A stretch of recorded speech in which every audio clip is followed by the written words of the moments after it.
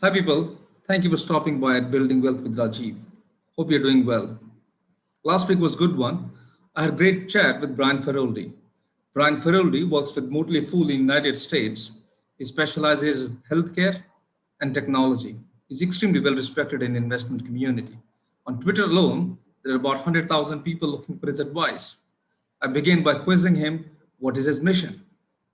Yeah, I've become, I should say, a huge believer in the power of mission statements. And if you were to tell me that 10 years ago, I would have laughed at you. Like most mission statements are just fluff. They're like something that HR departments have to create to check a box. And that's how most companies treat them. So when I say I'm a big believer in mission statements, the first thing I have to do is get people to actually understand that I'm sincere, because so many people just think that they're nonsense. I've since learned that mission statements are the most powerful stakeholder alignment and decision-making tool ever. And if you have a good mission statement that you actually mean and embody, it just makes decision making so simple. My personal mission statement, I agonized over, and I think that good mission statements should be meaningful and should be extremely short. You should pretend that every word in a mission statement costs $1,000. So my mission statement is to spread financial wellness. I've learned about myself that I am super passionate about teaching other people about how to manage their money, and basically, I'm trying to fill in all the education gaps that I myself didn't have. I wasn't taught anything about money in school. I had great role models in my parents. They were modest people. They lived a frugal lifestyle. They taught me the value of saving and saving money, but they didn't teach me anything about investing. I didn't know anything about investing. So when I started out on my own, I really educated myself by reading tons of books, by connecting with other people on the Motley message boards, and just making tons and tons of investing mistakes in the beginning. I've since honed my craft, and I've gotten better at investing over the last 15 years. And I plan on spending the rest of my life teaching other people all the things that I've learned along the way. It's really, really awesome. It's really great mission. And, I subscribe to some of your, those graffitis you do, and they're really lovely and very useful. Tell me a little bit, how do you invest? What's your investment philosophy? Broadly, talk a little bit about it. So my philosophy has changed greatly over the years. I've tried and failed with numerous other investing styles, and the longer I've studied the market, the more I've come to realize that my investing style is to look for the highest quality companies that I can possibly find. And I have a methodology for what I mean by quality, because that's a word that means different things to different people.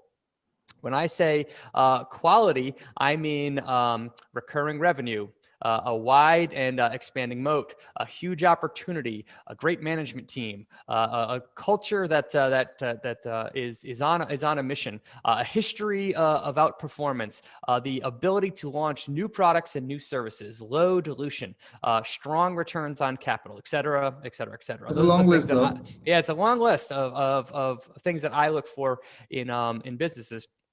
And when I find a very, very high quality company, and I believe that it can grow for just years and years and years, I want to own that business. So my investing style is to search the market, find the highest quality companies that I could possibly find, buy them, and just own them for long periods of time, and not try and think about or guess what's going to happen in the market tomorrow. I have no ability. I know this about myself. I have absolutely no ability to judge what's going to happen to any given stock in the next day, week, month, or year. However, I'm a firm believer that if I buy great companies that consistently grow their revenues, expand their margins, and produce profits for shareholders, that within 3 years, 5 years, and 10 years, those stocks will be much higher than they are today. So I try and fill my portfolio with as many of them as I can find. I aim to add to the best performing companies again and again and again. And my portfolio slowly becomes concentrated into my top ideas. And I will hold those companies voraciously as long as they're still great. And if as soon as they become no longer great, that's when I'll sell and move on, move that capital into the next crop of companies that I think are becoming great. Sounds interesting. Okay, let's just take a bit of a step back and let's see what's happening these days. I mean, for the last couple of days, extremely volatile market. What do you make out of it? I make it as the market's being normal. It's completely normal for the market to go up sporadically, and it's completely normal for the market to go down sporadically. I mean, the last year has been the weirdest market environment I've ever seen. February a year ago, roughly, the market was at an all-time high, and then swiftly came the fastest bear market in U.S. History. And then after basically a month of declines, it was over extremely quickly. It's been straight up, and a lot of high-quality growth stocks have just exploded in value. That kind of whipsaw activity really confuses a lot of people, and it scares them. But when I see the last couple of days where the stock market has gone down and up dramatically, I'm a firm believer that's just the market doing what the market does. In the short term, it's completely normal to have periods of very high volatility. And for a lot of people, that just scares them. I think the reason it scares them is because they don't understand that it's normal. Volatility in the market is perfectly normal. But you think there's some kind of a post-rationalization happening there, something, growth value, kind of a movement. The growth stocks were very high, and now, there's a kind of a rotation happening, money moving Entirely back from growth to value. Yep, it's entirely possible. If you look at the last 10 years, the winners have been large cap growth stocks. Period. That's been the area of the market that Wall Street has rewarded the most. If you've been investing in value stocks, or if you've been investing in emerging markets or foreign markets, that you have largely you've horrifically underperformed large cap U.S. companies. There will become a time when that trend reverses itself, or at least starts to normalize. If right now is the start of that trend, so be it. It's entirely possible that capital will start to rotate out of those high quality winners and into lower quality names. And if that happens, my portfolio will underperform for quite a while. That's not going to change really anything that I do, because I still want 100% of my capital in awesome companies and 0% in terrible ones. Okay, let me just give you a hypothetical situation. Let's say you're sitting you have a imaginary cash of about $1 million. How would you, and it's your first day to invest, how would you go about investing that $1 million? So if I was given $1 million today, how would I invest it? Yeah. Well, the markets are definitely highly valued right now. So I know that the math says that you should just invest it all as soon as you have it. Like, that's what the math says. If you look back at history, whenever you have capital, you should immediately invest it. And if you can handle that psychologically, that's a strategy that you can do with, I think, great success. My preferred strategy for investing that much money would be to do it mechanically. And what I mean by that is I would take that $1 million and say, I want to get this money in the market over the next 12 months. Or 20 months, just to make let's make the math nice and easy. So, okay, over 20 months, if I had $1 million to invest, I would invest. So that would be $50,000 per month. So on day one, I would invest $50,000, and I would plan to invest the remaining $50,000 a month over the next 20 months. Now, I would add a component to that would try and take advantage of any market volatility that I saw.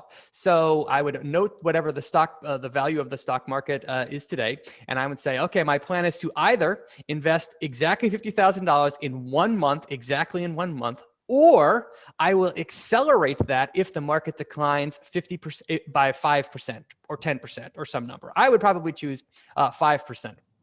If the market falls 5%, I would then use that as my new starting date. Say, okay, I'm going to invest exactly in 1 month from today, another 50,000, or I will accelerate that investment if the market falls another 5% from here, and continually do that into either 20 months from now, or the market falls so much that I'm investing basically the entire way down.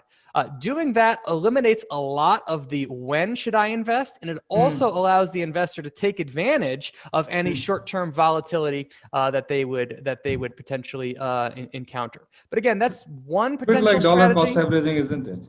It would be kind of slightly modified dollar cost averaging, where you're accelerating your dollar cost averaging to take advantage of market of any market declines. Sounds good. Sounds sensible. Tell me, Brian, one thing. Which how this is a overall strategy, but which companies, which sectors would you allocate to? Which companies would you go for? I mean, it's pretty much your money now. I think being an expert, it would be good to hear from you. What companies would you choose and why?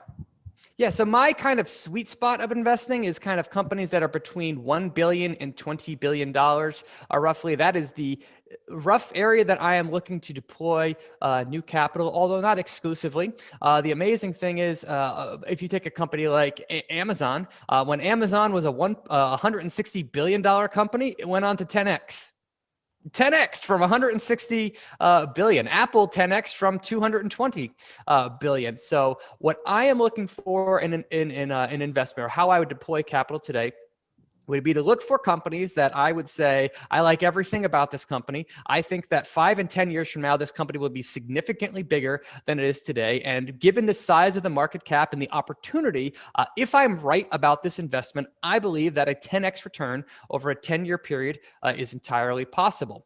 So one company that I like right now, for example, is called Fiverr. The ticker symbol there is FVRR. I'm vested in that as well. Great. I think that there's a lot to like about that company. It checks a lot of the boxes in what I'm looking for. It's run by its founder. It's nearing or at profitability. It's nearing or at free cash flow productivity. The stock has been a massive winner.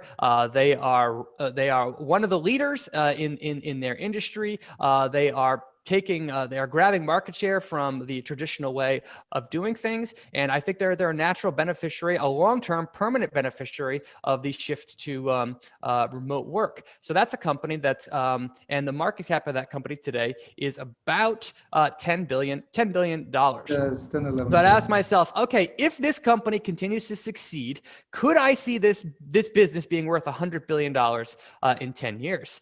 To me, the answer is yes. If they can keep their growth rate, their revenue growth rate at like 30% or thereabouts for the next 10 years, I could see this business 10xing over that time period. So I would deploy some of my capital into that. Importantly, I wouldn't put all my capital into that, because whenever you're making an investment, it's just it's playing the odds game. What are the odds that I am right about Fiverr? I think the odds are favorable, but they're not 100%. They are not 100%. And if I'm right about Fiverr, and I devote a small part of my portfolio to it, that will grow into a much bigger part of my portfolio over time. So I would steadily add money to Fiverr, say every quarter or so, as long as the thesis for me owning the stock was on track. And if I ever got the hint that my thesis was wrong, I would have no problem admitting defeat and saying I was wrong about this one and selling it and deploying it into another idea. But I would want to own a number of companies that had characteristics that were similar to Fiverr, and just hold them voraciously, and eventually the winners will emerge, and they will capture a higher and higher percentage of my portfolio. So that's how I would concentrate my portfolio over time, is to make lots of high quality bets and let the companies that execute carry my portfolio higher. Well, that's amazing. Now, the Fiverr business is good. I mean, there is a bit of fear about Fiverr business that it might be post-pandemic, how the business will, the gig economy probably might, may not grow as much as it has grown during the pandemic time. That's fine. I think it's a bit of fear, and there will always be some fear. How about valuation? What valuation metrics would you look at Fiverr to evaluate? Price to sales? What level? What matrix?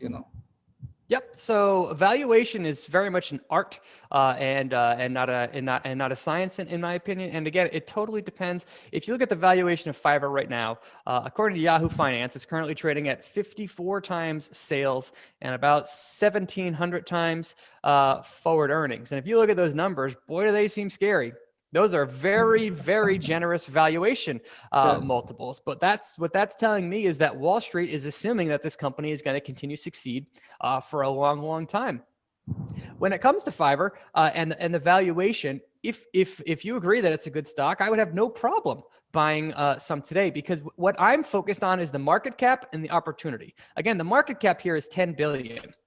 If I think it can get to 100 billion in 10 years, that's still a 10x return. And even if that valuation multiple compresses significantly over that time period, if the revenue and margin growth is strong enough, the company should be worth far more down the road than it is today. But that's the reason why I wouldn't go jump in all at once. I would buy some today and then I would watch it.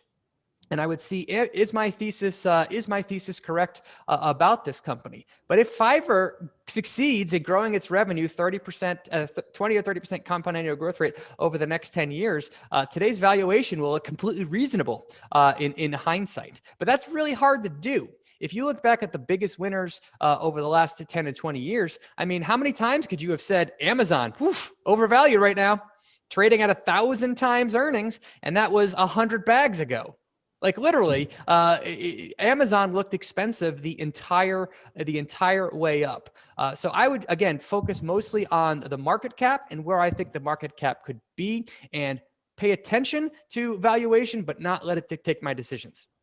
So if let's say, I mean, this is a question I face all the time. Let's say 2 years down the line, company is growing very well, and it's still at a valuation of, let's say, price to sales of 45 to 50. Would you still put more money in if it's growing 35% compound? Yeah, so the price to sales ratio is a useful metric, but it's not the only metric that I look at. With Fiverr in particular, you have to remember, or the thing that I keep in mind is that Fiverr has a gross margin that's 80% or more. When you compare that even to a company like Amazon, Amazon has a gross margin that's in the maybe 30 or 40%. So based on that fact alone, when Fiverr makes $1 of sales, it can deploy 80 cents of that dollar in sales back into the business or on behalf of shareholders. Compare that to a company like even Apple. Apple has a gross margin of 40% or so. That means it has 40 for every dollar in sales. It has 40 cents to deploy back into the business and to give to shareholders. So that fact alone means that it should trade at least double the price to sales ratio of some other companies. So price to sales ratio is a useful metric, but I will also look at price to earnings ratio, price to free cash flow ratio, and I will let the combination of a few metrics judge what I want to do. Price to sales ratio is useful when it's the only metric that you can use. It's less useful once a company is optimized for free cash flow and optimized for profits. Fiverr isn't there yet. Fiverr is nowhere close to being optimized for free cash flow and profits. It's optimized for growth. That's why the price to earnings ratio on it looks so absurd right now, because it just barely crossed into the free cash into positive. A few years from now, once the company hits much larger scale, could it be producing a 20% net margin or so, or keeping 20 cents out of every dollar in sales as profits? I could easily see that happening. If that's right, then that means that the earnings of today are understated by at least a factor of 20. So therefore, the price to earnings ratio is overstated by a factor of 20. So I always look at the valuation metrics, but again, I'm more focused on where I think this company can be in 5 and 10 years than where it is today. I think this is really interesting and very useful for the people who will listen to this, because some of us in the investing community have been talking about this. I mean, because of the SaaS valuations, or there's a lot of these valuations going up, and creating a lot of confusion and chaos among people how to look at companies. So that's really useful, right? Now, any other company you want to talk about which you think Fiverr is one other company you would like to pick with your $1 million?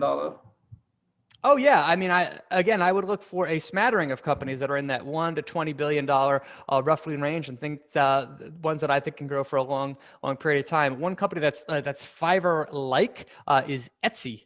Ticker symbol there is Oh, ETSY. e-commerce.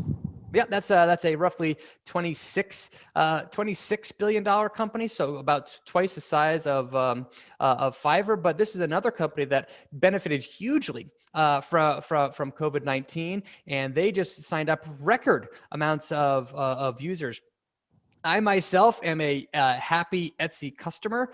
Whenever a anniversary or birthday comes around and I need to send somebody a meaningful gift, that's the first place I go. Because they have really high quality stuff, and when you give an Etsy gift to somebody, it typically has much more meaning behind it than something you can buy at Amazon or Walmart. So I'm a happy user of the product. At the same time, Etsy is a storefront that people can go to sell stuff that they had, and there's lots of creative people out there that want a platform to hawk their gifts. So I think it's a wonderful alternative to people that are willing to spend more on handmade goods than a company like Amazon. I don't think it'll ever get anywhere close to being as big as Amazon. I mean, that would be ridiculous. However, it's a $25 billion company today. If I think this company can grow for a long period of time, which I do think it can, would it be ridiculous that this company could one day be worth 100 billion or 150 billion? No, I not don't think really. that's out of the question. I think it's going to take some time to get there, but I think it's a very, very high quality company with a long growth runway ahead of it. Brian, if you don't mind, what are your top holdings at the moment? Is it? I heard you Tesla pretty much as the top holding. Is that? And Yep. you're good with that? It depends. Yeah, I mean, it depends on the day, right? So my top holdings in my portfolio are all my biggest winners ever. Each one of my top holdings has earned its spot by producing tremendous shareholder returns in the past. So my top two holdings are Tesla and Mercado Libre. I first became a shareholder of Tesla in like 2011. 2012, and on a split adjusted basis, I think I bought it for like $5 or $6, and I've held it all the way through today. I've added along the way because there was a long period there when the company continued to grow and grow and grow, but its stock price did nothing. And we saw basically 5 or 6 years of no return. And in 2020, all of that patience paid off because we saw explosive returns from the company. Mercado Libre is another one that I've just owned since 2010, roughly, and I've added along the way, and I've just been a big believer in the potential of that business. But neither of those companies, I didn't set out 10 years ago to say, I'm going to make Tesla my number one holding. Tesla was a very, very small position for me. Mercado Libre was a small position for me, but those companies have produced such tremendous returns, and I just have not sold them. So they've become my larger positions over time. And you plan to hold them for some more time? I will hold them as long as I think they're still awesome. And in my opinion, both those companies are still awesome. Because Tesla is a pretty controversial company. It's one of Yep. my leading holdings as well, and it kind of the way it moves up and down, it gives a bit of a heartache. So it's not easy to hold this particular stock. That's Tesla is definitely a rule breaker at heart, and it is changing the rules, and it's changing the industry. And companies like that are prone to enormous volatility. So you just have to know that when you're going in. I mean, I tweeted this the other day, but in May of 2020, Elon Musk said Tesla stock is too high. Even after the recent decline, the stock is still almost a four-bagger from when he tweeted the stock is too high. So that just shows you how high Tesla's stock has gone in. And Tesla's stock price today is pricing in that the company is going to become a software company. I mean, that's what the valuation is essentially implying it. I'm not betting. I wouldn't bet against Elon for making that transition, but we haven't seen the financial metrics do not back up the current valuation at all. But again, I ask myself, 10 years from now, if I'm right about Tesla, is there upside from today's price? In my opinion, the answer is yes. No, I kind of on the same boat as you. And the stock is so volatile, and their founder doesn't make it easy for anybody else. He keeps trading, and the stock and just moves up and down. Now tell me, Brian, some of the bet which has gone wrong and why it has, I'm sure you've such a long investing successful journey, but failures are there, part of the game. What was Mhm. one or two, your bets went wrong, and what went wrong there? What were the lessons there? Yeah, so my number one dollar-based loss of all time was on an oil pipeline company in the U.S. called Kinder Morgan. The ticker symbol there is KMI. I became a big-time believer in them in I think 2014, 2015. It was a founder-run business. It had these take-or-pay contracts. In theory, they were completely isolated from the swings in energy prices because they didn't care about the price of natural gas or the price of oil. They got paid to move it. They didn't get paid to produce it. I became and the growth story of the company was very logical. They had all these projects in plan, and they said the company paid a 5% dividend yield, and they said our plan is to grow this dividend 10% annually over the next couple of years. The CEO was buying stock left and right. It checked so many boxes. Checked so many boxes for me. The mistake I made was I was such a big believer in the company's strategy and business model that I made it one of my largest positions with capital. It didn't earn its spot. I threw so much capital behind it that became my largest holding. And then on top of that, I layered in a bullish option position called the synthetic long, which is pure leverage. It's purely saying I believe that this stock. I have such confidence in this company going up that I'm willing to put leverage behind it. Well, 1 year after it made it to my largest position, everything was going great. And then energy prices collapsed. And it turns out that take or pay contracts don't matter if the person on the other side of those contracts goes bankrupt or has big time problems paying its financial bills. So I assumed that the company was completely insulated from energy prices because of these contracts. And that assumption was completely wrong. I've since learned that I don't care what part of the fossil fuel value chain you're in, your business is dependent on oil prices and natural gas prices, period. They just are. If you make your money from those kind of things, those prices affect you. So that ended up being the stock fell peak to trough like 70 or 75%. I had to buy out my options position, and it was a huge learning opportunity for me. The things that I learned and have since updated my checklist to be like, I don't want to own companies that success depends on an outside force. Like if you are a gold producer, I don't care if you're the best gold producer in the entire world. Price of gold goes down, your business is going to get hurt. Period. Therefore, I don't want to own any gold producers because the management team, as great as they could be, has no control over the price of gold. They are a price taker. I don't want to own price takers. I want to own companies that are in charge of their pricing. Second thing I learned is that if you buy great companies, they will earn a spot to be your top holding. Don't force it because there's still the execution risk that the company might screw something up along the way. And again, I want to emphasize in Kinder Morgan's case, they didn't really screw anything up. They had this plan in place, and what they did wrong was that they were in the energy business, and energy prices collapsed, and they scrambled to struggle to keep their business together. So I've since learned that I want to buy companies that are not dependent on an outside force for success, and I want to ease into them slowly over time and let them earn my top spot in my portfolio. That makes sense.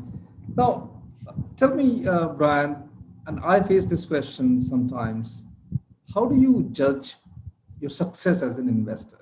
I mean, is it beating S&P, beating Nasdaq?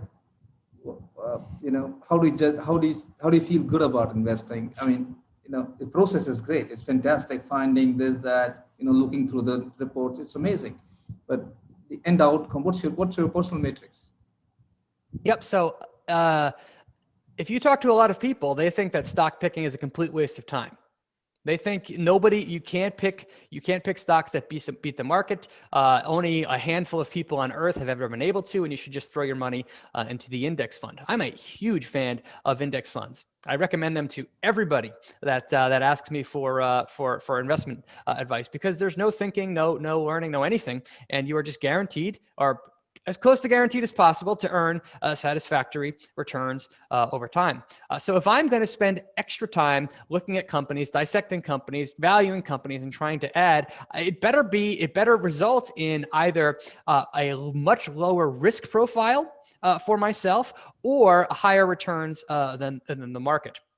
So the primary yardstick that I use is my returns versus the S&P 500 over the last 5 years. You can't do, I always look year to date over a 1 year period, et cetera, but I know that those returns are random.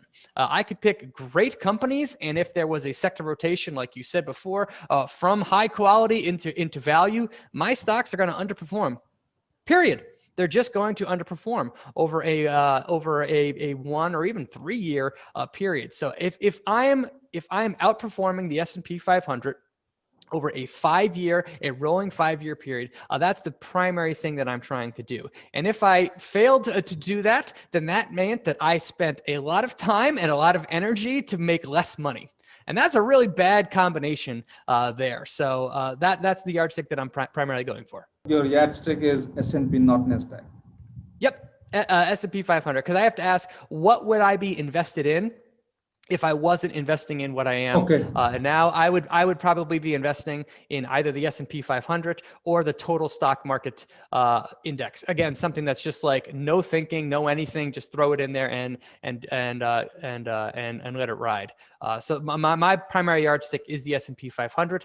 There is an argument to be made that I should be comparing it to the NASDAQ 100, considering that I do make I do primarily invest in companies that are listed on the NASDAQ, but I'm happy just to compare my returns to the S&P 500. Well, that's nice. Now, I think pretty much last question, Brian. What are the investors you look up to, and who you think one should follow, and whose philosophy is something which resonates with you? Yep, there's several investors that I've really borrowed heavily from their styles. Number one would be David Gardner. He's at the Motley Fool. He is a swing for the fences kind of investor. He gets up there and just swings for the fences every single time. He strikes out a whole bunch, but when he hits a grand slam, it pays off tremendously well. So he is somebody that I've learned a lot about investing from. There's another investor at the Motley Fool that's on my Mount Rushmore, and his name is Jeff Fisher. He is someone that invests in a very similar way that I do. He wants a combination of high growth and high quality at the same time. And he's the one that really showed me that you can insist on everything with a company. You can insist on recurring revenue, strong margins, huge growth potential, invested management team, optionality. You can insist on all of those things. Companies like that do exist. And if you fill your portfolio with them, not only does it provide higher than index returns over time, it actually is at a lower risk. So I am a combination of David Gardner, Jeff Fisher, and another fool named Tom Engel. And he is one that's he keeps investing very simple, and he's very focused on valuation and adding to portfolio over time and building things out slowly. So the combination of those three investors is what I base my style after. Well, that sounds nice. I'll look up for them. I think that's pretty much it, Brian. Lovely talking to you, and I'm sure everybody who will listen to it find it very, very useful and very productive. Thanks for having me. Sometime. Thank you. Sure. Thank you, Brian. Cheers. Cheers.